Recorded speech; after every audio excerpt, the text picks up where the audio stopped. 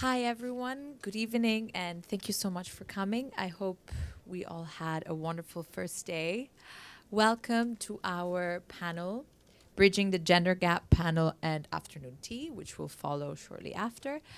Please welcome our panelists, which are Alexandra from Starling Bank, Ines from Creandum, and Maru from Supergroup. I'm going to start asking a couple of questions to introduce ourselves. Alexandra, may I start with you? Okay. So, after your 25 years amazing career at the Times, you have transitioned to Starling Bank to become head of public affairs. What drove such a dramatic change in your career? And please give us a little bit of background also about yourself. Sure, thanks very much. So I'm living proof that it's possible to have a second career late in life. I was more than 30 years a journalist, 25 years at the Times, including as a reporter, columnist, a foreign correspondent. And I always meant to do something else as well as being a journalist, but life got in the way, as it does. And one day, as a reporter, I went to interview Starling Bank's founder and CEO, Anne Bowden, and was absolutely blown away by her. So I rang her up the next day and said, would you give me a job?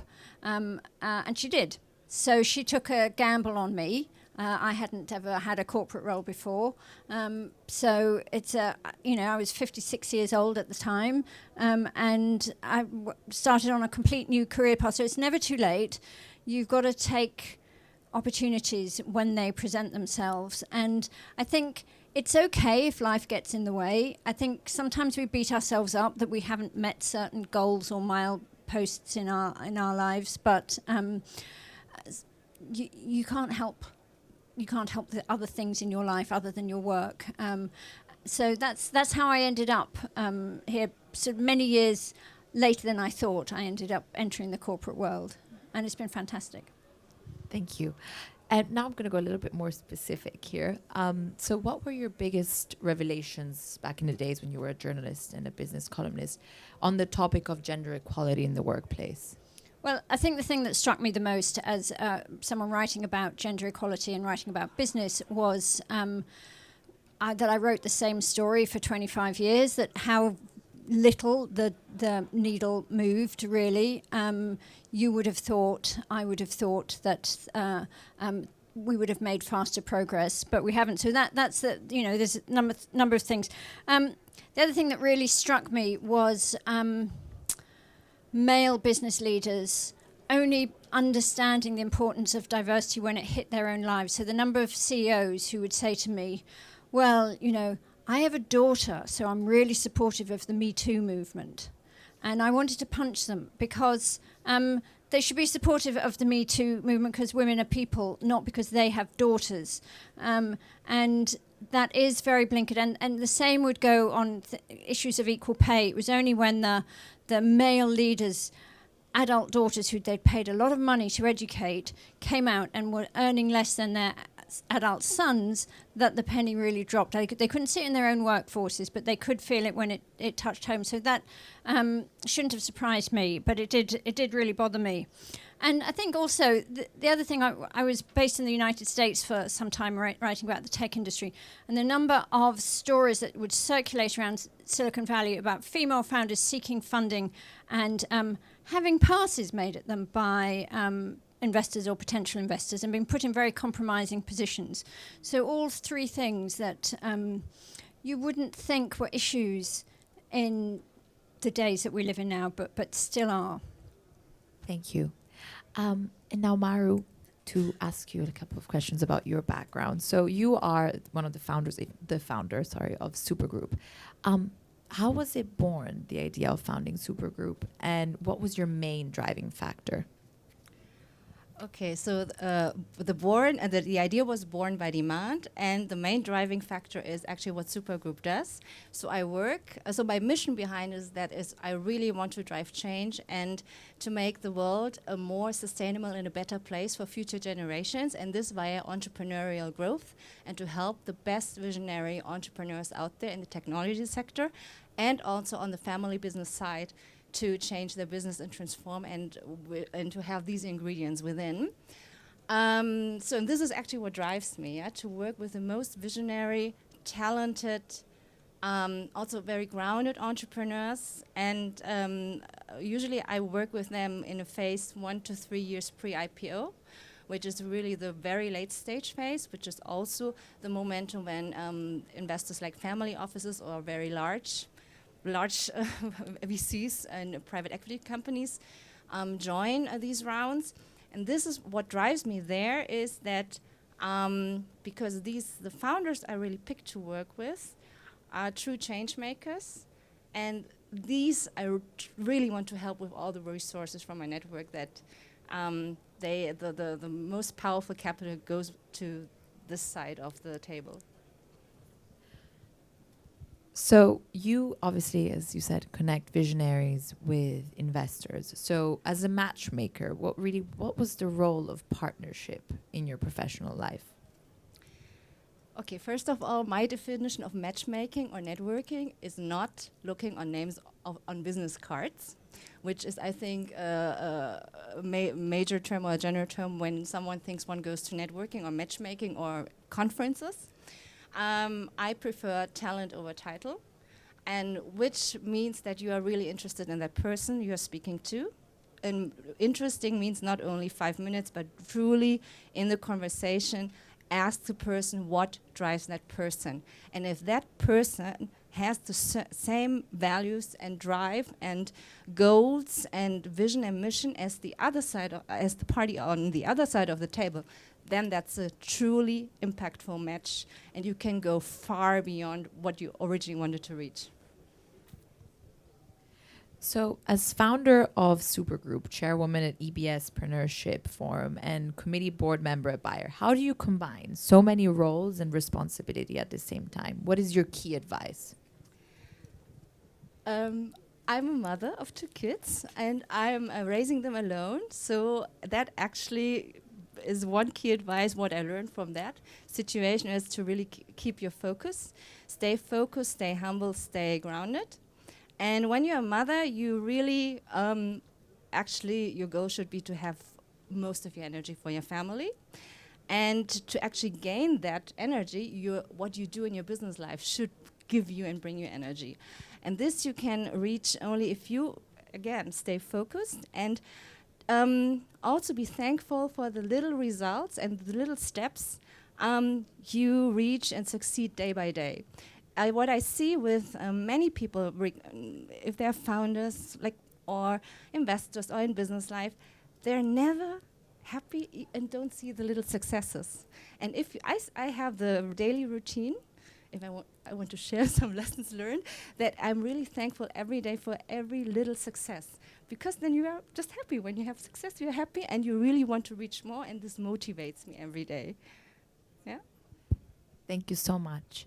And now, Ines, you recently shifted from a very operative role to becoming an investor. What drove this dramatic change? I'm happy here. So yeah, first of all, thanks for having all of us here. That's a very good question, and it actually links very nicely with what both of you have shared before. I started my career working in a corporate FMCG environment, but then discovered very quickly that it was a bit too offline for what would drive my kind of curiosity and passion and my kind of everyday happiness. I decided to join Rocket Internet in Berlin, where I was part of for 2 years, working very closely with the management board, but also helping found startups from scratch. Then moved on to BCG Digital Ventures, where again helped to build ventures from scratch, but also worked as a chief of staff to the global managing partner. Before being approached and asked to join Creandum's investment team, which is a VC fund focusing on European investments, kind of seed and Series A stage. And it's like you said, sometimes you have to be open for opportunities. You just have to think about, hey, what does this job bring? What opportunities do I have? What do I like doing? And then just grasp the opportunity without thinking about it too much. Thank you. And whilst undergoing this transition, what were the biggest revelations for you and surprises? It's another very good question. Going into the job, I was wondering how, maybe this sounds a bit silly, but I thought, hey, I'm joining this all-male investment team. So it's 10 of us. Actually, there's also Sana in the investment team. She was on maternity leave at the time. And I thought, hey, I'm joining as this 29-year-old girl, this club of rather senior guys. Am I going to be taken seriously? But what I discovered is actually the more you're out there, the more you find people and attract people that are a bit similar to yourself. So being out there, being approachable has actually helped me talk to a lot more female founders than I think the team had previously done, just because it comes so much more naturally. Thank you so much. Well, I want to thank you all again for deciding to become a part of this panel. The next question, it's open to you, but also to the audience at the end if you want to contribute. Do you believe that we need a female super entrepreneur like we have, Gates, Musk, Bezos, as a role model for the next generation? Do you see anyone on the horizon?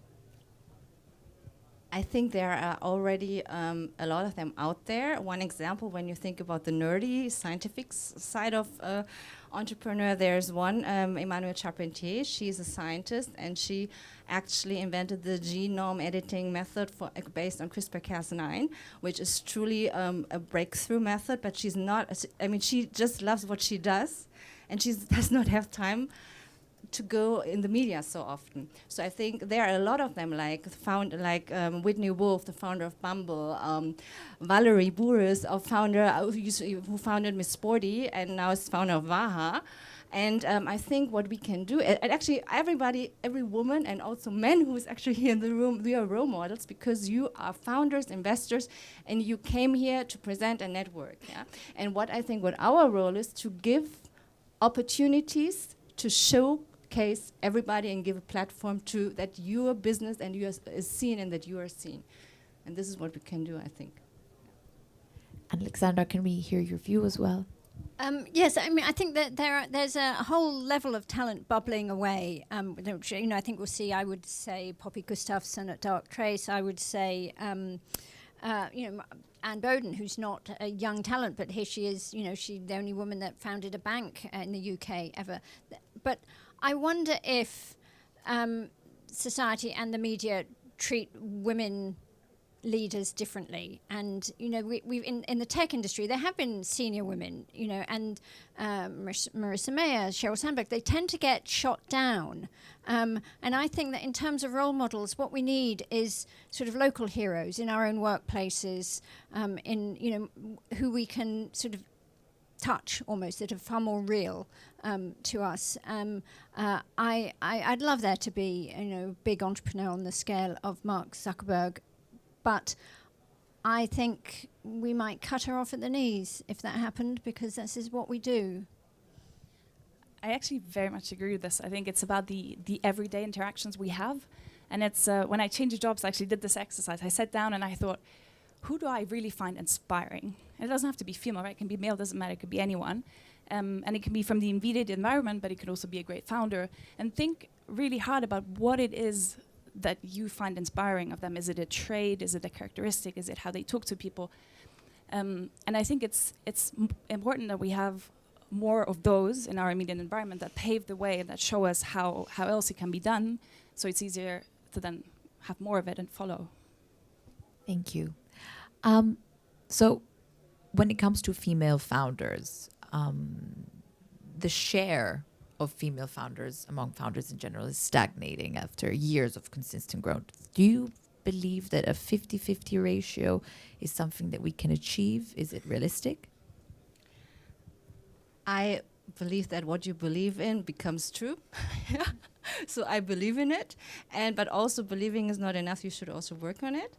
And I think we have a lot of initiatives started, like here Dörte, for example, if I can name it. Yeah. She's a founder, but also joined a group of angel investors, and we are really happy and really looking and searching for female-founded companies and reach out to them and ask them to proactively reach out to us. I think what everybody on a daily basis can do, when you see a female founder and that female founder reaches out to you and has a question, answer. Respond. You respond to. I do it regardless if I think this case is interesting or not. I just respond to it because this gives confidence, yeah, that she's seen, that someone responded, and she goes, and even negative or like constructive negative feedback is a good feedback, so she can learn. And this is what everybody can do, regardless if you're an investor or business partner. Yeah. I think we're a long, long way from that, and I'm less optimistic. Maybe I'm more of a cynic, but I think that it's all about how do women founders get funding, and we know they don't get it, and we also know that there's lots of research that shows that female-founded companies overall tend to do better, and female-funded companies who are funded by VCs with women in the VC companies perform better as well. So we need more women making the decisions to hand out funding, which is why this is such a great panel. But I think that's the only thing that's going to make a difference, because what happens is that women will go to funding, they'll be sitting across the table from all male group of VCs or whoever, and they get asked different questions. Very different questions. Men will be asked, how are you going to monetize your app? And women will be asked, do you think you could ever break even? And it's just the way, there's plenty of research on this, and that's what needs to change. So it's really encouraging to see who's on this panel today, because that's where it's going to come from. I totally agree, but I think also that we can help the investor side to find and introduce them to the most talented female investors out there. So what I am really tired of hearing is, Maru, do you know any female investors? We need more female investors, we need it. And my answer is always, what you tell your founders is if you want it, you do it. And this is the same answer I give to those investors. And and what I really like is when I work when I see the LP side or the family office side, women are taking over the control there, and that's the large investor side for those investors, yeah. And there's a lot of hope that from that side is coming change, driving into on the capital side, yeah. Yeah, I think I've never heard that about family offices. That's really good.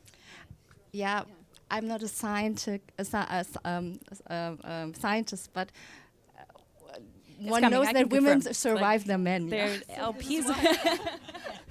So they take over the companies in the end. Yeah, there's definitely. I think the share is definitely improving on the LP side, on the VC side. Yet it's still the more junior levels, oftentimes. That's I think a starting point, but somehow we need to keep females in the workforce. To make sure that they also reach partner level and GP level, which is second part of the story.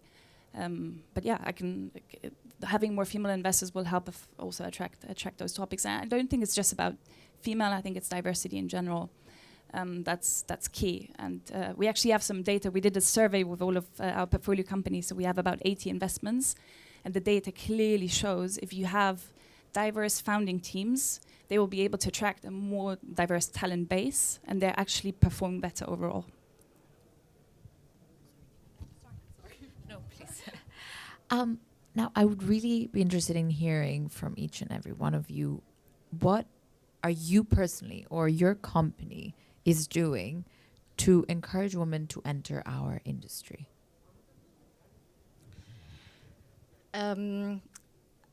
I think you can really help shape new ecosystems for that. And one initiative I started, for example, this year, which will happen on the 28th of November, is I'm bringing together the largest investors, like from SoftBank and from like family offices, and they're the female leads or the owners. To connect them with global growth founders, like female founders. And we really what we want to discuss there, and I think this is a truly crucial topic and issue for every female leader out there, is to share lessons learned, how you keep the best talented women in your company. And as mothers, every mother out here knows what kind of balancing shift there is to be with the kids and with the business. And I want to learn and share best practices, how every different stakeholder does it for those really leading companies, and through that shared within their peer groups, of companies. So this is what the first initiative this November. We'll stick to the. I think there's a range you can do. So first of all, there's a personal level, right? Just be approachable, be out there. I always encourage people, just, drop me a message on LinkedIn, email me, whatever. I will always respond, and I'm always happy to meet, go for coffee and help wherever I can. And then on a more company level, what we do, so we started a how-to series, and we organize regular evenings and events where we just invite our friends, and we always encourage them to bring their plus ones, and have evenings where we just share. We do quick rounds of introductions. We say, hey, what am I doing? Where am I looking for help? And actually, when you ask these specific questions, people are very open and willing to share and help. Well, we recently got asked this question at Starling Bank because we are signatories to something called the Women in Finance Charter, which the government has set up to try and get more women into banking. And we're sort of their poster child at Starling Bank because we've got a female founder. More than 50% of the executive committee is female, and amongst our senior managers, we're not 50-50, but we're 41% are women. And so I was filling in the form, putting all the numbers in, and then the question came, how did you achieve this? And I wrote, we just hired more women. And so I showed it to a colleague. She says, no, you're supposed to put, in our job adverts, we have gender neutral language, and, you have to put all that stuff in. But the fact is, we just hired more women, and the more women you hire, the more women you hire. It becomes self-fulfilling, and it's great. I have many days, I have entire weeks when I'm only in meetings with women, and it's great. We get more done. I'm lucky it's a good bunch of women, and it's in our DNA, and that's what happens. It becomes sort of self-perpetuating. So some companies will then argue, but how do you find the female talent? And it's so much easier to find the male. And actually, there's one initiative that we launched or tried to launch while I was still at BCG Digital Ventures, what we refer to as the balanced talent pipeline. So you'd say you look to have a certain ratio of candidates, at least whatever, say 50-50 or 40-60 female and male, before you start interviewing. And when you have the talent pool, you will find the candidates. It's just about, maybe it will take a bit longer, but once you have the CVs in front of you, it definitely bumps up your chances. So my last question, which then I would also like to actually divert to the audience, is what can we as women do to encourage and support our fellow women? No, but celebrate and celebrate successes of other women and be proud for them and happy for them and encourage them. And again, whenever there is a female founder, listen to that founder and respond, and also connect women you like with each other, and that this ecosystem grows.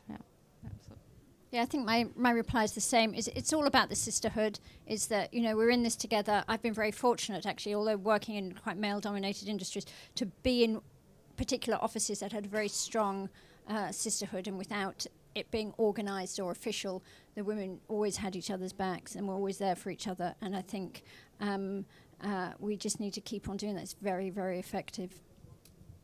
I think my one piece of advice would just be, don't be shy. Like, reach out, always ask for help, always ask for questions, and it doesn't have to be female, it can be males. People are super helpful, super willing to help, and happy to help. Just ask. Does anyone from the audience want to share their personal experience or... No? Any questions? I have a comment about what Alexandra said about the portrayal of female entrepreneurs, to your question of if we need an iconic female entrepreneur. And I think the press needs to do more in how they cover female entrepreneurs, because if we take Elizabeth Holmes of Theranos as an example, whilst the story isn't, there are holes in there, she was painted as, the worst thing ever. And I felt like if that was a man, it wouldn't be in the same way, because if you look at certain entrepreneur stories, there have been similar things that have been done by men. So I think the press, how they cover the narrative of women needs to change. I would actually love to ask a question. Who's a founder in here? You too. Yeah. And who are the investors in here? Great.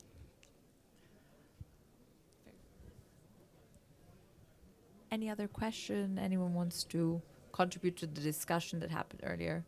I have a discussion to someone in the audience. It's a male founder. So what do you do to get more connected to female founders? I'm not sure if I want to elaborate on that. From my very personal, just very personal, Let me- I do differentiate. Perfect. Thanks so much. So I personally don't differentiate. So there's nothing in specific I do. Say, okay, I want to reach out to male people or male co-founders or female founders. So, yeah, I think that's it. I think that's a very good point, actually, that it's about having females and males at the table, and it's not about exclusive clubs or female only or male only. It should just be normal that everyone sits at the table and everyone has a say. Yeah, but there's one point, and that's all our biases. And I would not exclude me. For example, I realized that when I was hiring a team and I was interviewing someone who had a very strong CV, and she came on the Skype call and she was wearing a headscarf. And I was thinking, oh my God, how can she be Harvard and super high potential and she's wearing this thing? Yeah, and I thought I have my own biases, and so everybody on the table has their biases, and when a woman sits at the table it is different, and I think that's also something that everybody needs to be aware of and deal with it. So it's not just I treat them all the same. No, I don't, and everybody else also treats me different. Yeah. I would like to add to this.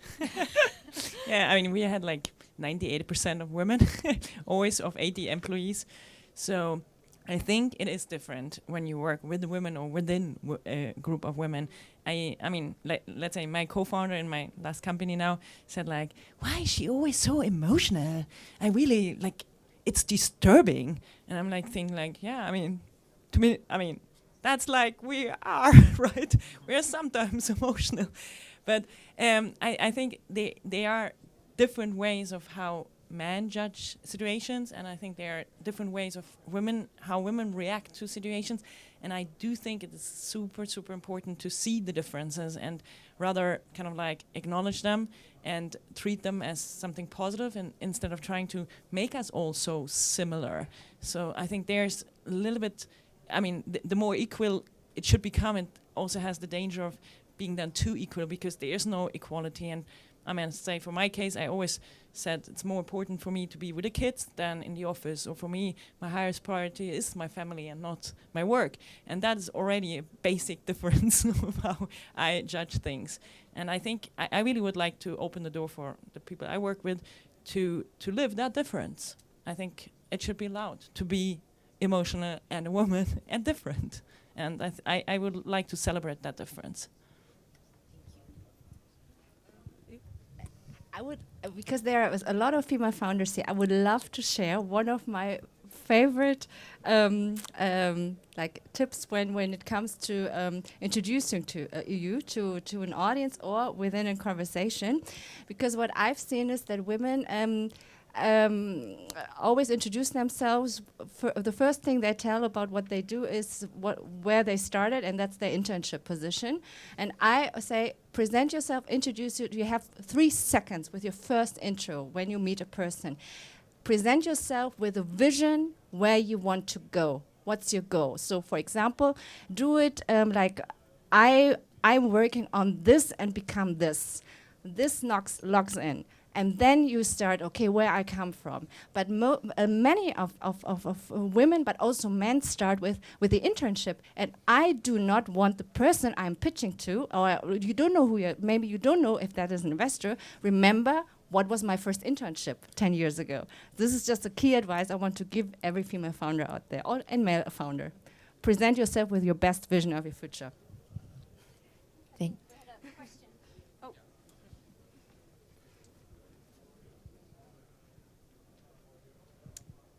actually, I don't have maybe questions, but I wanted to say that, like many other investors, actually we have also noticed that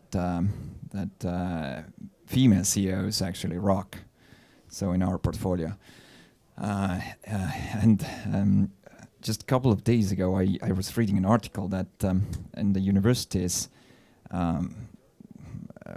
like 60% are women, and in some places 70%. And I was thinking that, wow, what's going to happen in 20 years?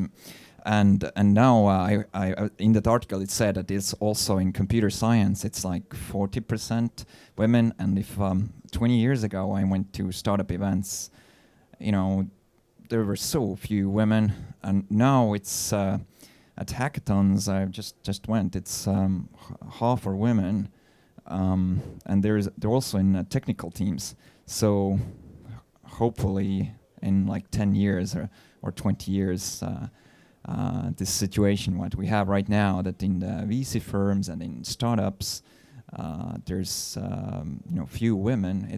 It has changed, and then maybe we have to see that. Oh, where are all the men? So yeah, but thanks for doing this and sort of inspiring women to take the lead, because often they are smarter, but I don't know, they are not so pushing themselves forward or something. Thank you. I want to thank everyone for coming. We will be serving afternoon tea, so please do stay and join us, and happy networking. And really thank you to these inspiring women that decided to join us today. So yeah, I hope everyone had a great day and has a great day tomorrow.